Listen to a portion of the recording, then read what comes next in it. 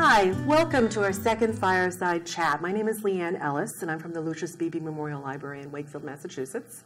And with me is the rest of the reference staff. I'm a reference and readers advisory librarian, and to my left is Jackie Powers, who does our PR, Jeff Klapes, who's the head of our reference department and adult services, Karen Stern, who is head of our programming, and also Beth Radcliffe, who is someone who takes care of our home delivery. We're all reference librarians, but what we also do is readers advisory. So there's many services we can provide for you. We do book kits, we do individual requests, and we will talk to you about books at any point, at any time when we're at the library, and even on the street. We're very willing to do that as well. So we're here to talk today about some books that made us take notice last year. Some of the list is topic-driven, some is by genre, and in my case, I do a couple of best-of lists. So what we're going to do is start with Jackie. Thank you, Leanne. So this is actually my first Fireside Chat. I did not do it last year, but I decided on a nonfiction theme, which is a little bit different, and I landed on this idea of sort of accessible social psychology. I called the list Perspectives. So think Malcolm Gladwell's Blink or David and Goliath, The Tipping Point, but with a little bit more of a personal angle. These books are about why we do what we do, and how little shifts in either your perspective or your mindset or your attitude can have a big impact on your life.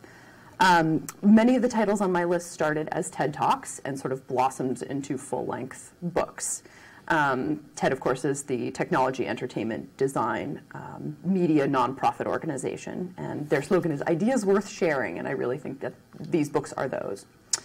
So you might see the titles and think, these look like self-help books, but I can assure you they're really not that. They're not so much instructional as informational. The authors, there's no kind of 12 steps to complete checklist type things. In most cases, the authors are really just presenting this information to you and saying, you do with it what you will. Take away from it what you can. I actually prefer to listen to a lot of these books during my commute, and we do own most of them on audio at the library.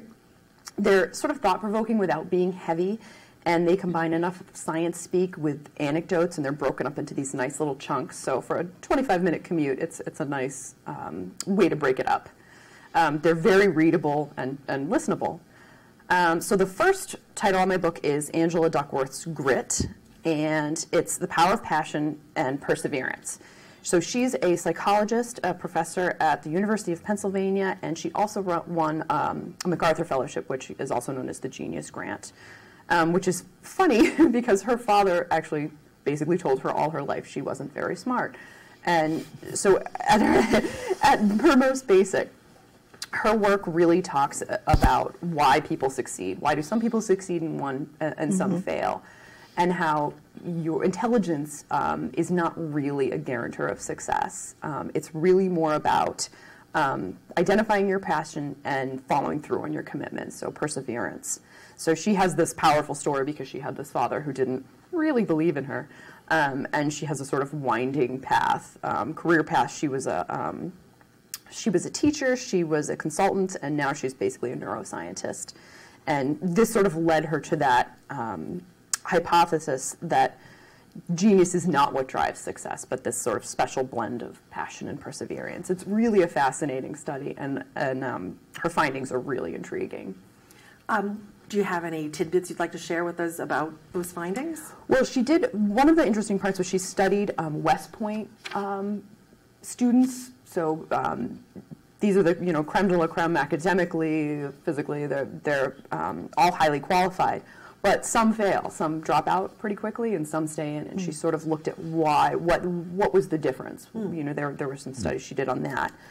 She also said that she discovered that it can take 2 years to really develop a passion for something, and that you shouldn't, for hobbies and other interests, career interests, you really need to give something 2 years before you decide that it's not for you. Anything less than that is not a fair chance.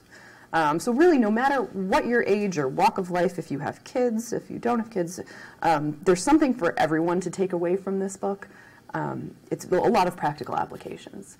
So again, that was Grit, The Power of Passion and Perseverance by Angela Duckworth. And now we are going to Jeffrey. Thank you. Yeah, actually, I thought I'd try something a little bit different from what I've done in the past. So this year, I decided to talk about comfort reading. Comfort reading is something that a lot of people do in the winter, and I thought I'd try something unique in that I'm not dealing with adult books.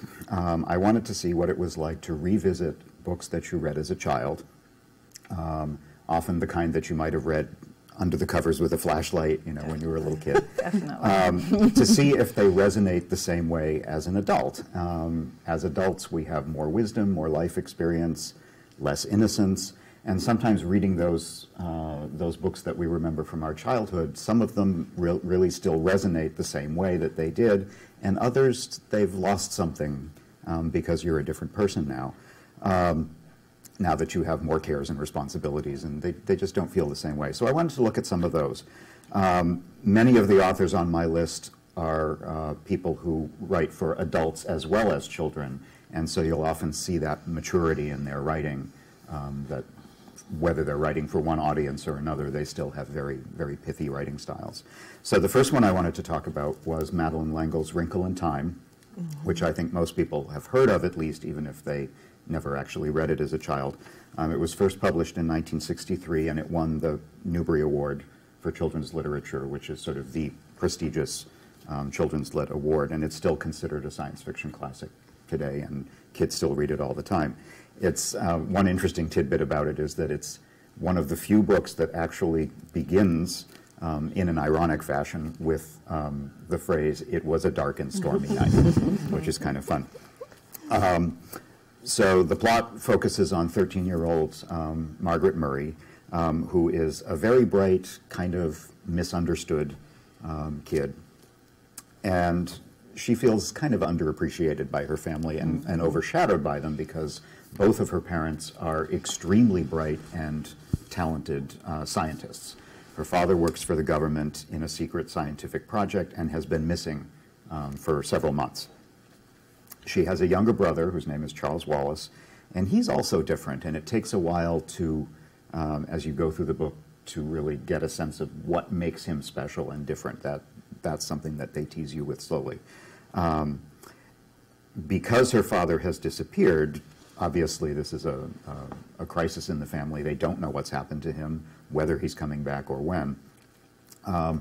And because this is a fantasy, at some point in the town that they live in, a trio of elderly women called Mrs. Whatsit, Mrs. Who, and Mrs. Witch arrive. And when that happens, the children know something's about to happen. So Margaret and Charles Wallace, her little brother, and Calvin, who is another boy who's a bit of a misfit. He's more outgoing, but he still doesn't quite fit in, and befriends them. The three of them go and embark on a quest to see if they can find Meg's father, and they do this with the help of the three mysterious women. I won't tell you what makes those women even more mysterious than they seem at first. You'll find that out as you read the book. So in the course of their adventure, they travel to places and, in fact, planets. This is science fiction, that are amazing, terrifying, and in the hopes of finding their father. The thing I find amazing about Wrinkle in Time, and I think why it still continues to be so powerful, is that, particularly for the time that it was written, it deals with really deep issues of good and evil, authoritarianism, conformity, in a way that was far beyond its time, particularly writing for this age group at that time. So that's why I think it still really resonates today. LEngle was a devout Episcopalian on the liberal end of the spectrum, and you can see a lot of that writing in her books. And this is actually the first of a trilogy. It's followed by A Wind in the Door, and finally by A Swiftly Tilting Planet, where the same characters continue on dealing with other adventures. So that's A Wrinkle in Time by Madeleine L'Engle. And do you have read-alikes for that? I do. She's kind of hard for that because this is really a very distinctive story that's hard to duplicate. But I would say for For more classic literature, people like John Christopher and Ursula Le Guin, who wrote similar kinds of sci-fi fantasy stories that are, I think, very accessible for people who don't think of themselves as sci-fi or fantasy readers. But more recently, I think you might even find people like Neil Gaiman or the Divergent or Hunger Games series would appeal to similar kinds of people. Yeah. Thank you. So I think next up is Karen, and you're doing something a little different this year, right? This time I'm coming up, a little bit different. I'll be popping up throughout with slightly shorter offerings, because my goal today is to remind you all of the wide variety of genres and subject matter and artwork that are in our graphic novel collection. So I kind of have a tasting from that menu today of recent graphic novels. And we're going to start with an appetizer of short romances, move on to a second course of Apache warriors, and savor a moving and funny story of life with Alzheimer's, if that seems even possible. And we're going to finish up with a dessert that's kind of too complex and fabulous for me to even start to describe here. So I just want to remind everybody that these are definitely for older teens and adults, not for children. And so the first one I have today is called Fresh Romance, and it's a collection of romance stories. They were originally published online, but now they're in print, and they're definitely not your mother's romance. There's not a penniless but feisty heiress anywhere. There's no arrogant dukes. They're juicy bits, definitely, and you don't have to wait all the way to the end for them like you do in a Harlequin. So there's quite a variety in this. There's a clandestine high school romance. There's an 18th century tale of an arranged marriage that starts under a cloud. There's a reworking of Beauty and the Beast. And there's even a story starring a supernatural cafe waitress who likes to meddle in people's love lives. There's kind of a modern simplicity to all the artwork in the book, and the art, but the color palettes kind of vary with the subject, with the different stories. So I can show you here. We have, this is the clandestine high school romance, and then you can see. This is the cover from the 18th century one, which looks a little Jane Austen-y and has all the green tones. And then there's also the supernatural cafe waitress, which is one of my favorites. So there's something here for everyone. There is a little bit of explicit nudity in one of the stories, just to let you know. But if you're looking for the kind of feel-good vibe of romance with a modern twist, this is the perfect winter warmer for you. So yes. I think you're next, Beth. Okay. I was inspired in my book choices this year by two winners of the Ig Nobel prizes. And I'm not saying that incorrectly. It's Ig Nobel, I-G-N-O-B-E-L, and it's a parody of the Nobel Prizes. They're bestowed upon people whose research makes people laugh and then think.